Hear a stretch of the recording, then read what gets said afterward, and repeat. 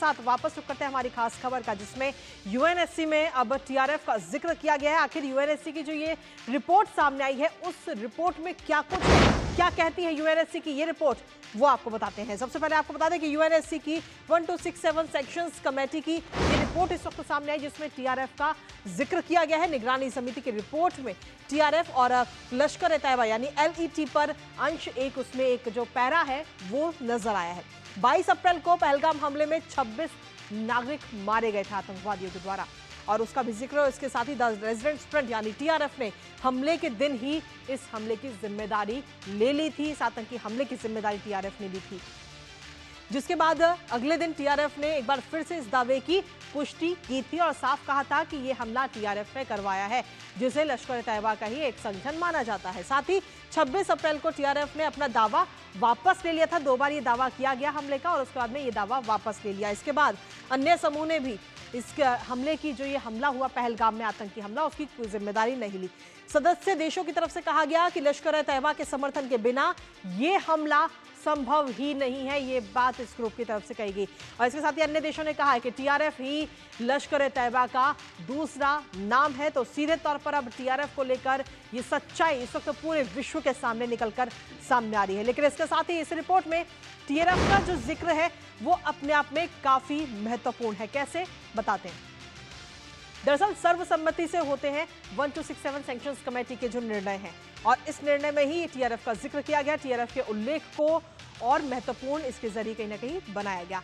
पाकिस्तान ने यूएनएससी के press statement से अपना जो ये पूरा नाम है वो हटवाया था, लेकिन अब जो स्टेटमेंट सामने आया उसमें टीआरएफ का पूरी तरह से जिक्र किया गया है। दुनिया अब पहचान रही है कि पाकिस्तान की जो पूरी झूठी कहानी है और भारत की सच्चाई। लेकिन इसके साथ ही 2019 के बाद लश्कर ए तैयबा या फिर पाक आतंकी संगठन का यूएन रिपोर्ट में ये जिक्र किया गया। इससे पहले 2019 में इसका जिक्र हुआ था। इसके साथ ही यूएन रिपोर्ट में जिक्र हुआ और भारत की संयुक्त राष्ट्र में विश्वसनीयता भी बढ़ी है। साथ ही भारत ने आतंकवाद विरोधी प्रयासों की जो मान्यता है वो भी मिली है, और सभी देशों की तरफ से भारत को पूरा सपोर्ट आतंकवाद के लिए मिलता हुआ नजर आ रहा है, आतंकवाद के खिलाफ मिलता हुआ नजर आ रहा है। हमारे साथ हमारी सहयोगी मेघना इस वक्त जुड़ गई है, सीधा रुख करते हैं। मेघना, कैसे देखते हैं इसे? यूएनएससी की इस रिपोर्ट में टीआरएफ का जिक्र किया गया और कहा गया कि टीआरएफ जो है वो लश्कर ए तैयबा का ही दूसरा मुखौटा है, और कहीं ना कहीं इसे भारत की कूटनीतिक जीत के तौर पर भी देखा जा रहा है। मेघना। जी बिल्कुल, देखिए बहुत बड़ी डिप्लोमैटिक जीत कहेंगे इसे, क्योंकि जिस तरीके से आप हमारे दर्शकों को बता रही थी कि पाकिस्तान के विदेश मंत्री ने इस बात को बड़े बढ़ चढ़कर बताया था कि किस तरीके से पहलगाम पर जो यूएनएससी का कंडेमनेशन स्टेटमेंट था उसमें पाकिस्तान सफल हुआ टीआरएफ का नाम हटाने में। लेकिन अब जब ये यूएनएससी की मॉनिटरिंग टीम की रिपोर्ट है, उसमें अगर हम देखें तो पहली बार ऐसा हुआ है कि यूएन के किसी डॉक्यूमेंट में टीआरएफ का जिक्र किया गया है।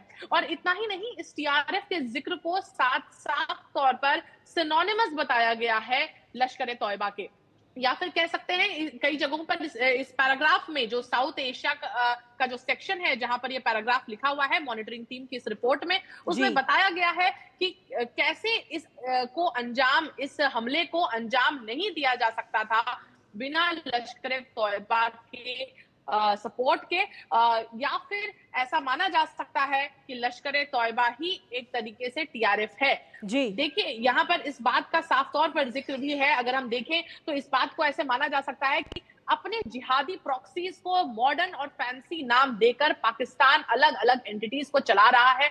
पाकिस्तान एक तरीके से अगर हम देखें तो अगर हम जैसे द रेजिस्टेंस फ्रंट टीआरएफ जिसकी बात कर रहे हैं, ऐसे नाम देकर मुखौटा पहनाकर वही काम, वही जिहादी अगर हम देखें प्रॉक्सीज के साथ काम कर रहा है, उसी तरीके का आतंकवादी गतिविधि कर रहा है जो वो पहले करता था। तो ये एक तरीके से बहुत महत्वपूर्ण है। और इसमें इस रिपोर्ट के आने के बाद अब सबसे बड़ा रास्ता खुला है भारत के लिए सैंक्शंस लाने का। तो ये एक बहुत बड़ी उपलब्धि है जो कि हमारी इंटर मिनिस्ट्रियल डेलीगेशन को भी मिली है, भारत के लगातार एफर्ट्स को मिली है, और काउंटर टेररिज्म एफर्ट्स के ऊपर एक बहुत बड़ी मोहर है कि भारत किस तरीके से लीड कर रहा है अपने काउंटर टेररिज्म एफर्ट्स को। चलिए, बहुत बहुत शुक्रिया तमाम जानकारी और अपडेट्स मेघना हमारे साथ साझा करने के लिए, इस खबर से जुड़े हुए।